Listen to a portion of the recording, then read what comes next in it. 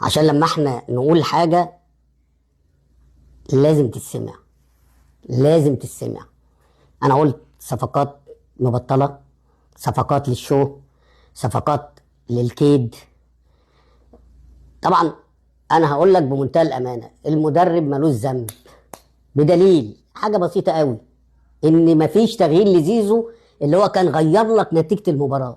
طبعا الشوط الاولاني الفرقتين مش حلوين والكلام ده، بس في واحده الشوط الاولاني التاني انفراد لزيزو، شيل يا عم، حط ببطن رجلك في البعيده.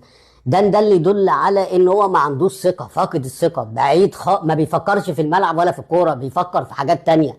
بيفكر بقى في بزيره، بيفكر بقى في الفلوس، بيفكر بقى ان خلاص عمل القرشين وخلاص على كده وهضحك على الناس دي، واخد بالك؟ وبعد كده ربنا بيكافئه في الاخر ويجيب ضربه جزاء، بدل ما 2-0 تبقى 3-0، بدل ما تبقى الكره اللي هي المفروض يحطها جون دي ويبقى 1-0